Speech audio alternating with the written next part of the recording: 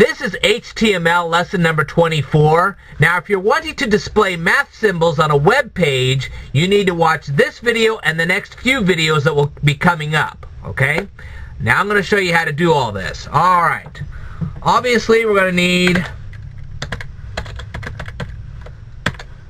HTML tags. Oops. And now we're going to have paragraph tags. And remember in a previous video when I told you we're going to make this a little more nicer and neater? Well, we're going to do it right now, okay? And we should make it a little more nice and neat. Sorry about the grammar.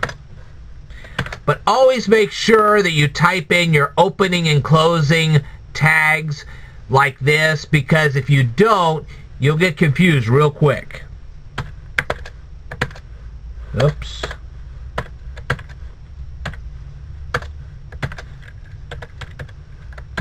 Oops.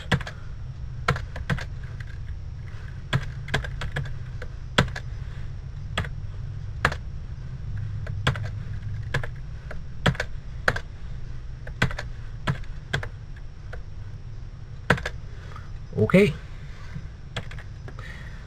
Now, I think at this point what we're going to do is going to do it like that. We know we have our opening and closing paragraph tags. We have our big tags right here. We're just going to leave these on the same line. It's a little easier to read. Okay. Now, what we're going to do is we're going to do this. Now, and number 40 is your parentheses tag. That's the opening parentheses. You'll see that on the web page. Now, obviously, when we want to do all this, we want to display spaces as well. So we're going to do this right here. Okay. Now, what is the number for the addition sign? Well, the number is 43.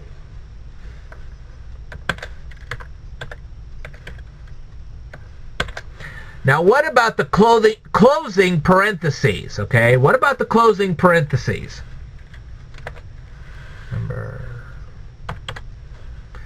Well, that's it. It's and number 40 for the opening parentheses. It's and number 43 for the addition sign. And it's and number 41 for the closing parentheses. Obviously, now we have to save this file. We're going to go ahead and file, save as. We're going to type in addition, which is addition.html. We're going to be saving this into your HTML student folder, which is contained within your My Documents folder. Okay, I've already talked about this. And then what we're going to do is we're going to open up HTML student. We're going to go over here to addition. We're going to double click it. Oops. That's okay.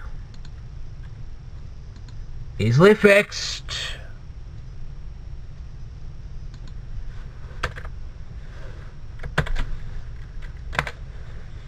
Alright. We had these backwards. Now it's and #40, okay? Let's just save it. And we'll redo this. And there you go, voila, there's your opening parentheses, your plus sign, and your closing parentheses. Now I know what you're saying, okay, how would we display that as a math problem? Okay, well we could do that. Let's just make it a little more funky. Alright, let's do this. We're going to put 2 there. And then we're going to do...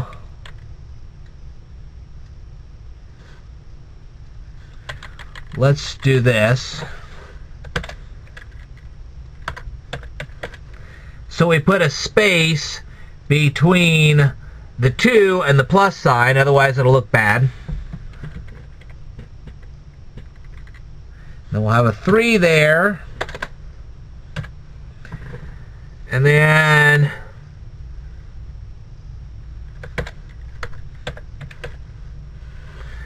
now you say, well, wait a minute. Why are we putting the 2 and the 3 in there? Well, first of all, I'm going to show you where to put them.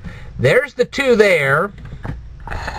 And we're going to put a 3 right there, and we're going to put a no break space right there. Now you say, why are we doing that? Well, I'm going to show you that in just a second. Now just go ahead, and up here you're going to see a disk. This used to be like the 3.5-inch floppy, so we're going to save it. Okay. And yes, I've discussed floppy disks on a previous video. Now, watch what happens when we do all this. Take a look at that. Remember that 2 and that 3 we put on there? There you go. Now we got 2 plus 3 in parentheses. You like that? I like that. That's kind of cool.